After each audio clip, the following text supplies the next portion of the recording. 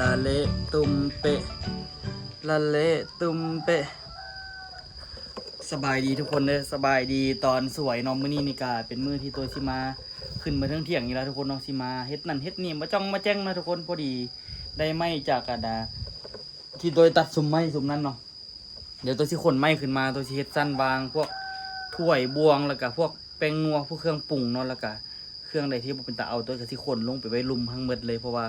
มีหลายอย่างอยู่เนาะที่บ่เป็นตาเอาเมียนไว้นี่เนาะมื้อนี้ตัวสิเฮ็ดสั้นวางที่ไปว่าให้มันเป๊ะๆเลยเนาะเฮ็ดเข้ากับมันเลยเนาะตัวว่าสิเฮ็ดให้มันพอดีเต็มหน้าไม้ตัวนี้หรือว่าสิเฮ็ดให้มันแบบเต็มหน้าไม้นี่ก็หลายเติบอยู่เด้เนาะหรือว่าสิเฮ็ดมันสวดออกมาหน่อยนึงเนาะทุกคนมื้อนี้ก่อนเมื่อตัวก็สิขนเครื่องออกก่อนพอดีเครื่องอุยุอัญญะอยู่นี่มันหลายเนาะ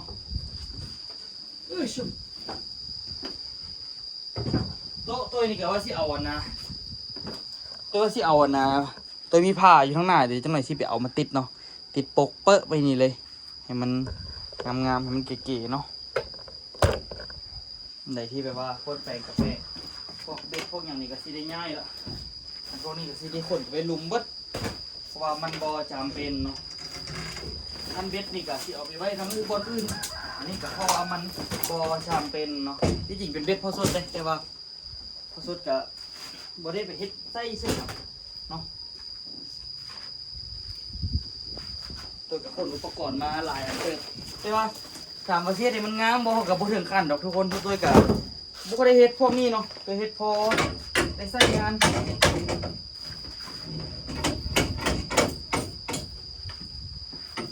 เฮ็ดพอใช้งานได้ก็พอละ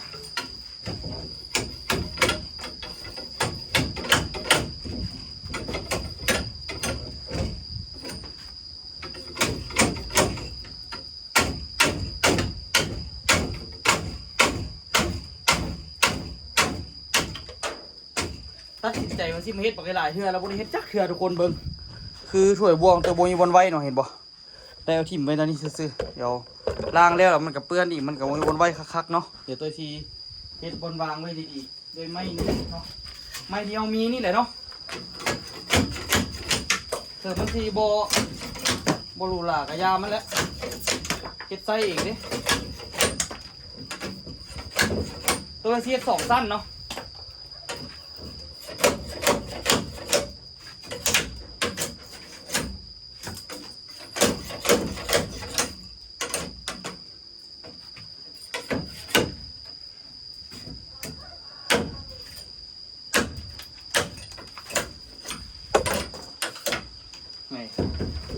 แล้วเรียบร้อยไม้ตัวนี้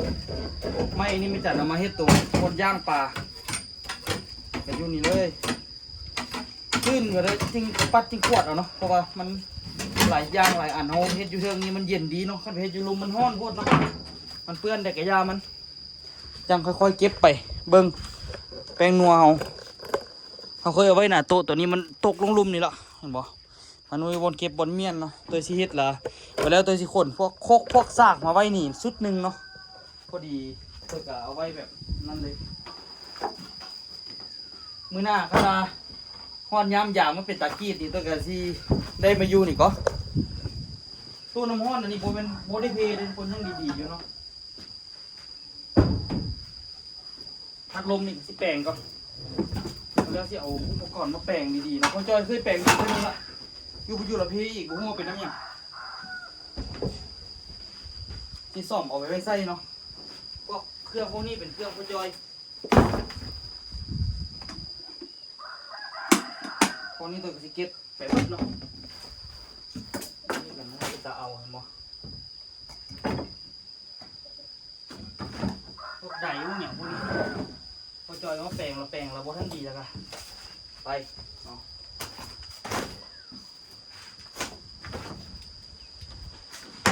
ออกมาเดี๋ยวสิมาบัดแทกบกรบาบางทีทำในไส้ประมาณเดี๋ยวจะต้องเทส2สั้นเนาะเฮ็ดมันพอดีตัวนี้เลยแต่ว่าเสียติดเสานี่เลยว่ะทุกคน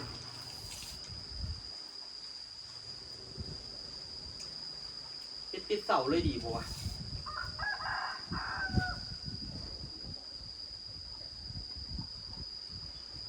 ความสูงของเสี่ยวอยู่ที่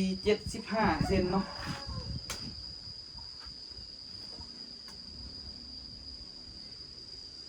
เค75 เซนติเมตรลึก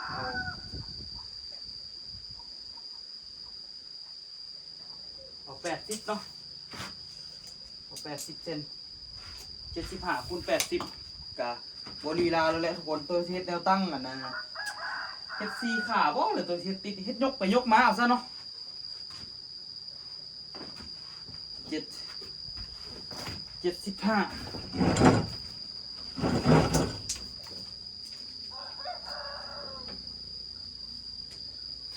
ว่าสิเฮ็ดหลายเทื่อเลยทุกคนบ่เกิดจักเทื่อเนาะเฮ็ดอันนั้นเด้เฮ็ดอันนี้เน่เรียกมันหลายโพด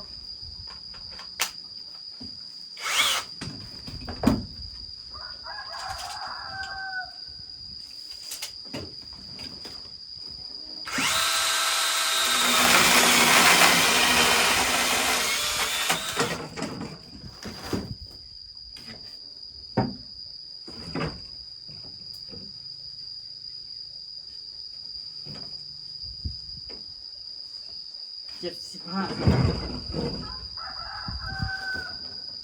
เหลืออยู่นอกซะเนาะจะบ่เปื้อน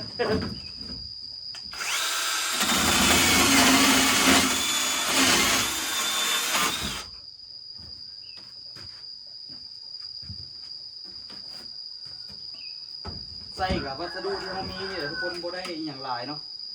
เอาซ้ำที่มันได้เนาะ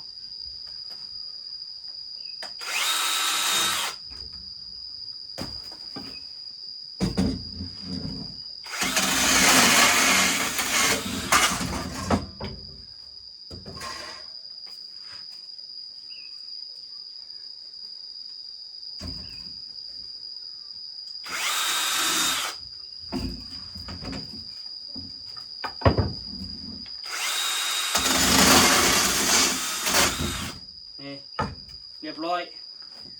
75 หาร 2ยกขึ้นในหนึ่ง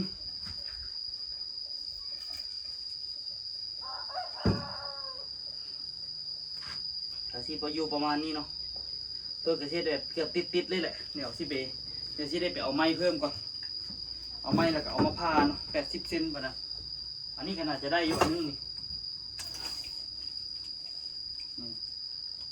80พอดีกระจำได้อยู่นะใส่แบบควบคู่กันไปนะทุกคนอะไรพอเฮ็ดได้เขาก็เฮ็ดเนาะเฮ็ดกับบ่ได้เอาดูเอางามอะไรหรอกเพราะว่าเขาก็ใส่พัสดุที่มีอยู่ในเฮือนเนาะต้องบอกตรงว่าตัวโบเป็นสร้างไม้เด้อ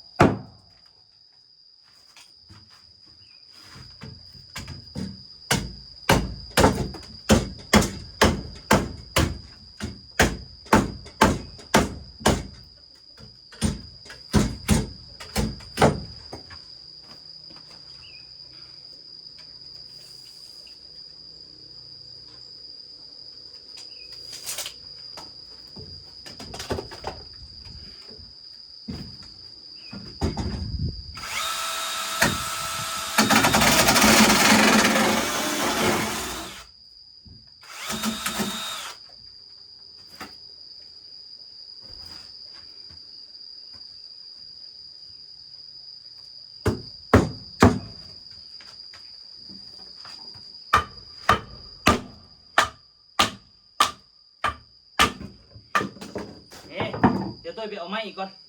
ไม้มืดเนาะตัวสิเอาไม้นี่เป็นสั้นไว้เดี๋ยวตัวสิไปตัดไม้ยืลุมก่อนยืลุมก็เริ่มห่มเราประจักแบบว่าตัวก็บ่ได้มีไอเดียเป็นของตัวเองเนาะตัวก็ไปเบิ่งของคนอื่นมาคือกันเนาะไปเบิ่งของคนอื่นมาแล้วก็มาเฮ็ดเห็นเนาะทุกคนว่าเฮ็ดยืลุมนี่มันยังบ่ทันห่มเนาะประมาณน่ะหรือว่าเฮ็ดอยู่แถวของลุมนี่ได้อยู่จึงบ่เปื้อนเนาะประมาณอันนั้นพวกเลยทุกคนประมาณตอนคันสีเทียบกับประมาณจักสวยๆใกล้สีแรงเนาะประมาณ 2-3 โมงมันสิห่มไปเดี๋ยวเก็บของไปเฮ็ดยืลุมดีกว่าเดี๋ยวมันสิเปื้อน เริ่มขี่ข้านเมียนละเนาะมาละทุกคนมาหา ช้อปปิ้งบอลที่มีไม้หลายละบางทีก็ได้2 อันเนาะมีดทีเสร็จละ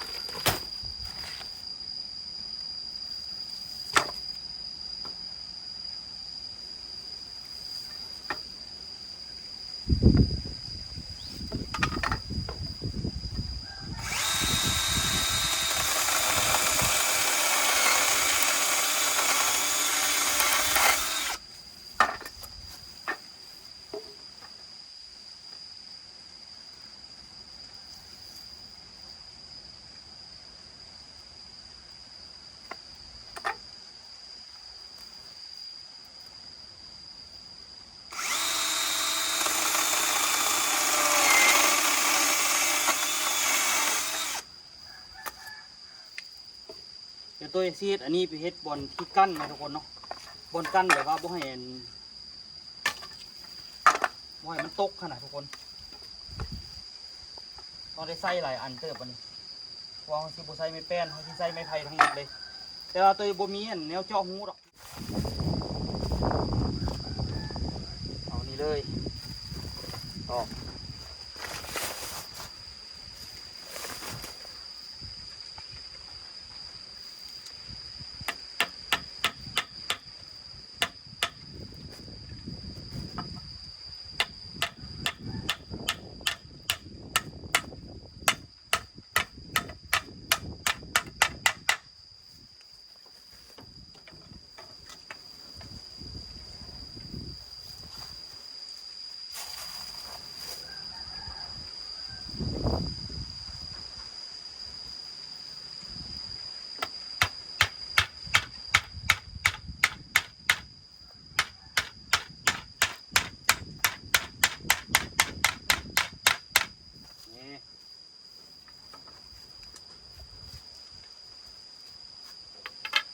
ก็เอาเลยก็ได้เนาะอันนี้จะตอกให้มันซ้ำกันไว้มันเหลือนิดเห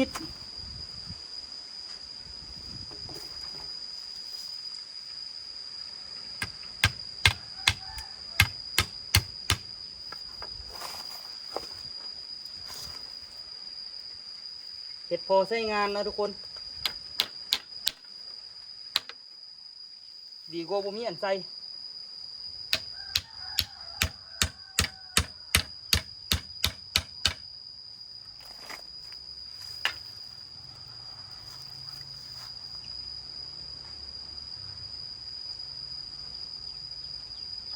เดี๋ยวตัวเฮ็ดอันนี้น้อยไปก่อนลืมว่าเสียวออกจากเส้นหูเดี๋ยวกะเอาก็ได้เนาะเดี๋ยวกะเอาพอเขาเป็นน่ะนะวิศวกะเนาะตอนนี้ตลับเมตรเอาไปไว้เสร็จแล้วเดี๋ยวไปเอานั่นก่อนตลับเมตรก่อนตัวเฮ็ดจาก25 เซนเนาะเอาไม้นี่ก็ได้ลืมเบิ้งเนาะมันจะสิหักละ ยาเนาะมันก็มีเอ็นจองมาอยู่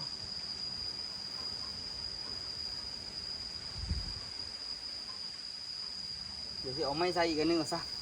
มันอันนั้นพูดลึกโคตรเนาะ50 เซนได้บ่ได้อยู่50 เซน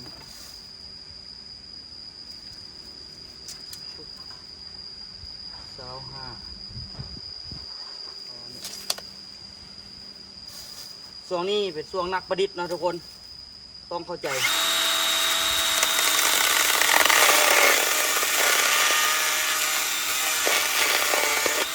ที่จริงงานอันนี้ตัวว่าใส่เลื่อยน่าจะเส้นคมกว่าเนาะแต่ว่ายาวเนาะใส่นี่แหละ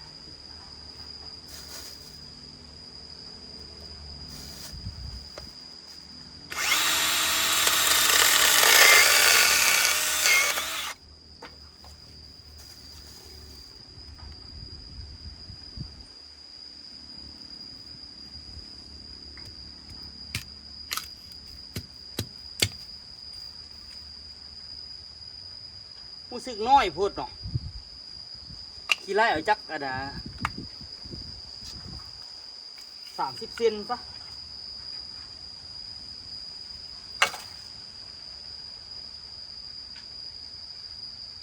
เอาจักเท่านี้ซะ 40 เซนดีกว่า40 เซนติเมตร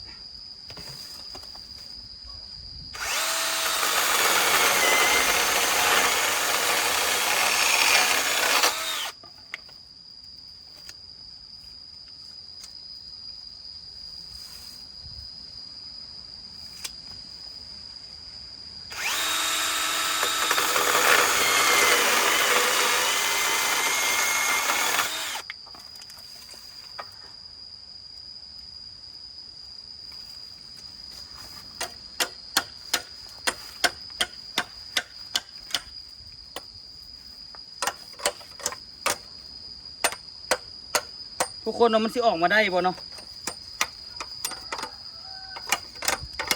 บ่ได้ก็ต้องได้เนาะ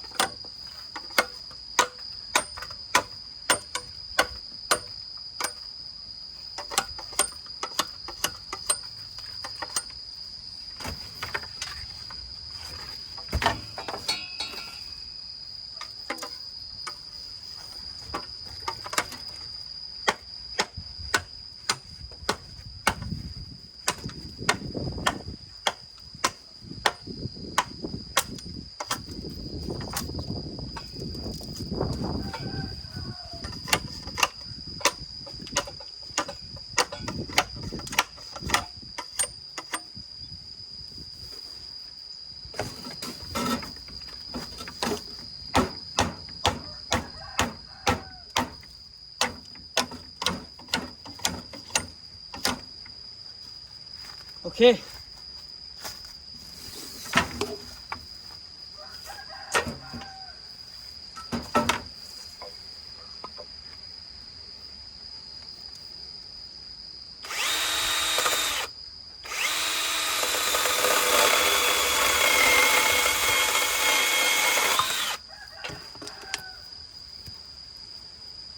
หน่อไม้นี่ตันดีบ่ดีนี่แน่นเนาะทุกคนเนาะอันนี้สิเฮ็ดโตบ่ค้ำมัน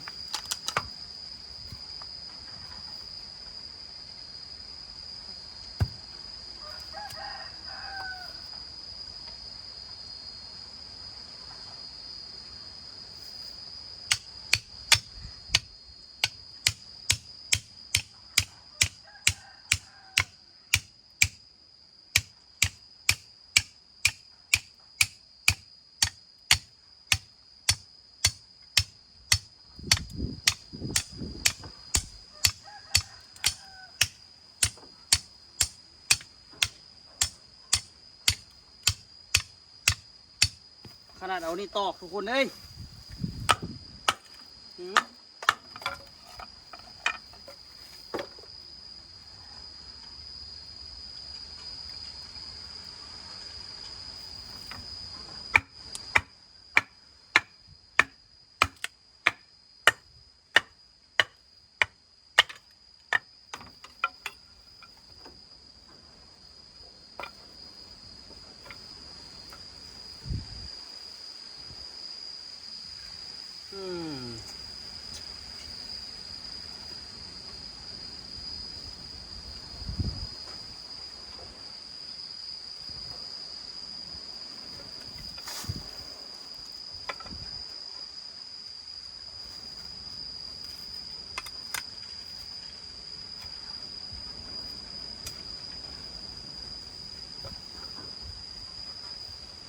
โดยมาคิดอยู่ว่าสิเฮ็ดอันนะ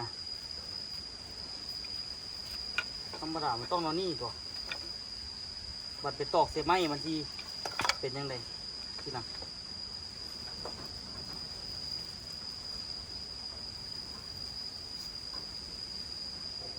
ต้องเฮ็ดให้มันเหลือส้นเนาะส้นมันตอกไปกับตัวนั้นหรือว่าตัวสิตั้งแล้วนี่มันตั้งแล้วนี่มันก็ตอกเล็กยากแต่มันก็ตอกได้บ่ก็ตอกได้อยู่แหละวะตอกตั้งเอา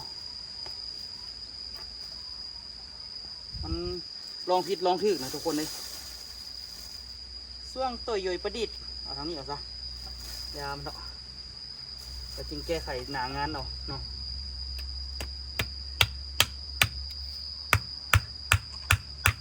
แตกหนึ่งสวยที่สวยเดี๋ยวเสียดคานคำจาก3 คาน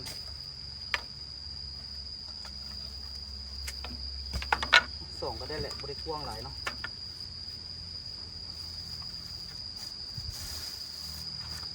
แต่ถ้าอยากได้ตะปูน้อยกว่านี้อีกแต่ว่าตะปูห้านเฮาบ่มีตัวน้อยเนาะนี่ได้ตะปู5ท่านได้ตะปู3คือสิบ่ดี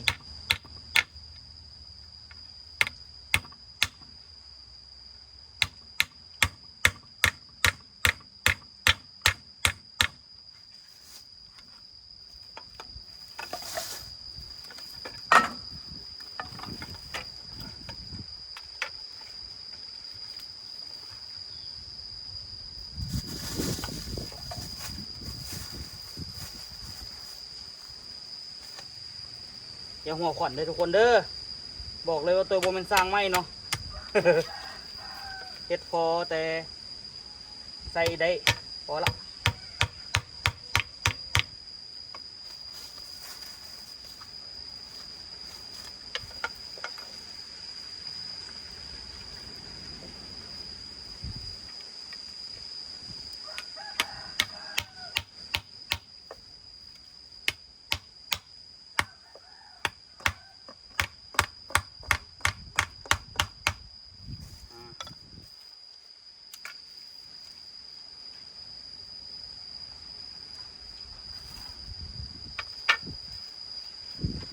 ติดกันเลยไม่เท่าไหร่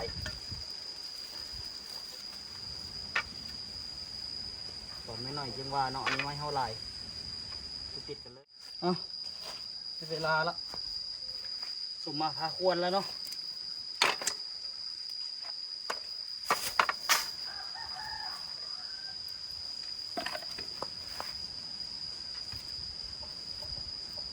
ที่จริงขั้นตอนนี้น่าจะไปเฮ็ดอยู่ถึงเพราะว่าวันนี้มันบ่เพียงเนาะพยายามเถอะแต่ก็ช่างมันเถอะมีผู้หญิงเป็นร้อยมีผู้ชายเป็นหมื่นแต่ว่าเธอน่ะไม่เหมือนคนอื่น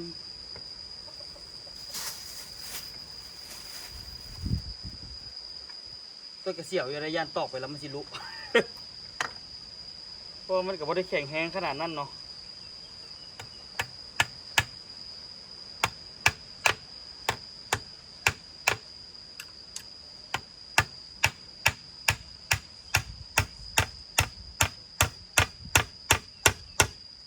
นี่ที่ไปรู้จากเทือสร้างว่า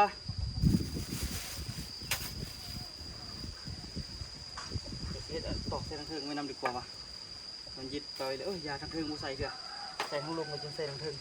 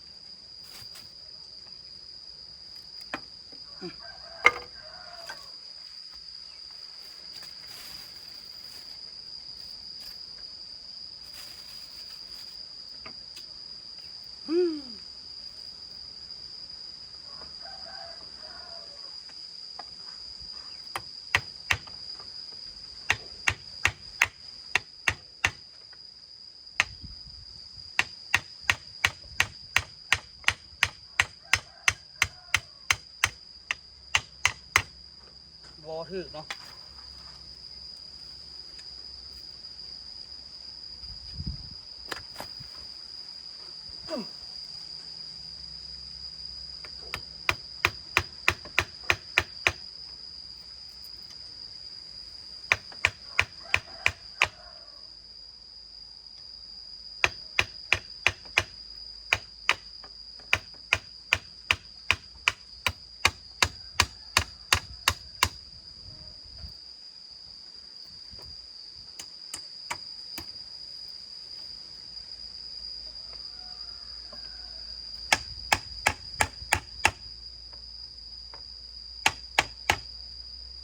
วันที่เธอจากไป ฉันเจ็บซ้ำหัวใจใครเราจะมองเห็นเดี๋ยวจังไหนเขาเฮ็ดค่ำทั้งเบิดแล้วมันน่าสิแข็งแห้งทุกคนต้องใส่จาก3 อันอันนี้ตรงกลางนี่ตอนนี้คือยังบริยึดมันเถื่อนเนาะใจเย็นๆเด้อยังพอแล้วเด้อ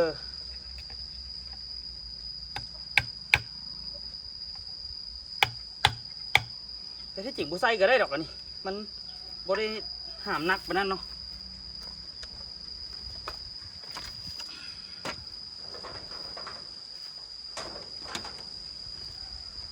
มารุ่นตอนนี้แหละโคตรรุ่นเลย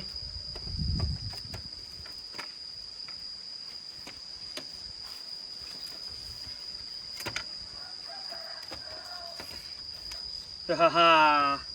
ฮ่าฮ่าบุพอดีเนาะเอ้ย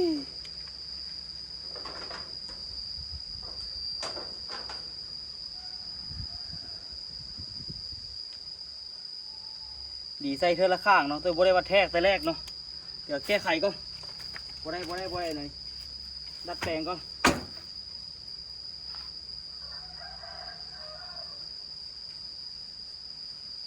ต้องได้ยับไม่ออกทั้งหมดเนาะหมดทุกด้านต้องได้ยับออกเดี๋ยวตัวแก้ไขก่อนเป็นแปลกๆวะทุกคน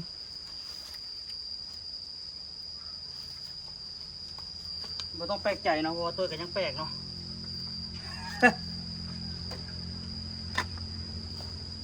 ทั้งลุมมันตัวชีโบตอกมันเลยเนาะเดี๋ยวไว้อย่างนั้นแหละตอนนี้คือแก้ไขละพอวางทุกคนเฮ็ดพอแต่มีวาง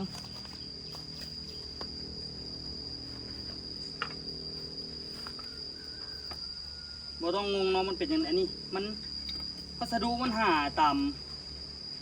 มนี่ซื่อๆนะทุกคนมันไม่ได้มีพัสดุอย่างพิเศษนะตะปูกับตะปูใหญ่ๆเนาะ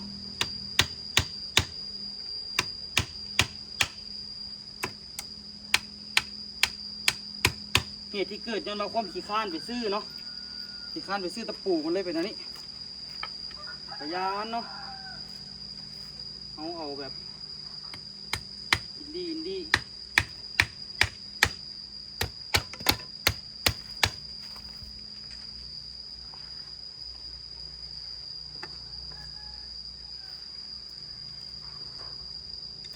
เดี๋ยวเขาจึงซอก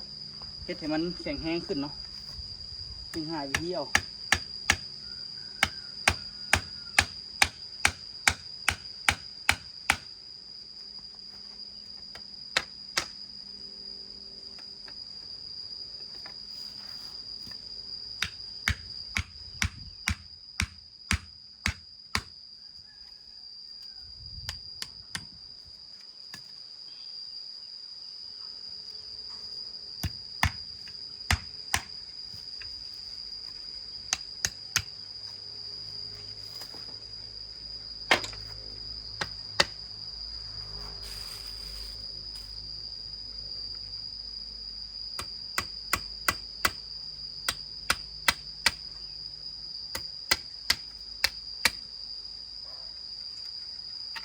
ตัวเฮ็ดเนี่ยทุกคนอยากบอกว่าการเฮ็ดเวียกกับงานไม้โคตรยากโอ้เป็นไม้คันไม้ธรรมดาตัวบ่ได้อยู่เฮ็ดกับไม้อันนี้นี่นะไม้ไผ่นี่นะการหั่นน็อตการอย่างคาดว่าเป็นน็อตสกรูยึดคือที่ดีกว่าเนาะตัวนี้คือได้หม่องเงียนเปิดบวงแล้วเนาะเปิดความไม่นี่แหละ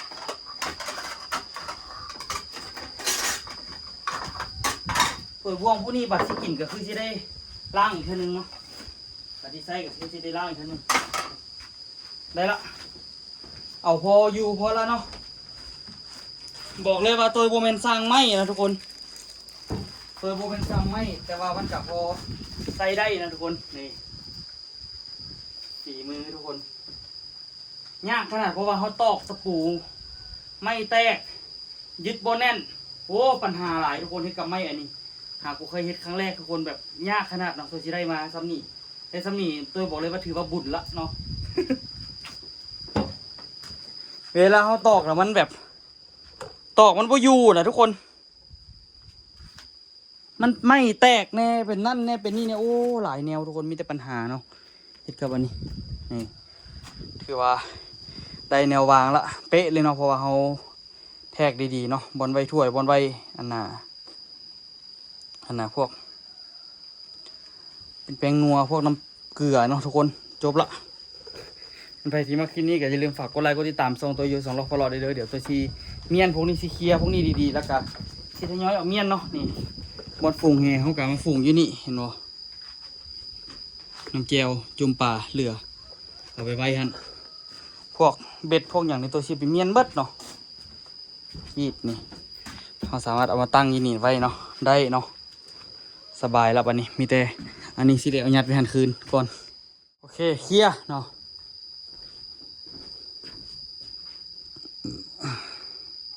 เดี๋ยวสิเก็บขี้เหนียวลงไปอีกเนาะโอ้ดีขึ้นจะได้มีอันนี้ก็ได้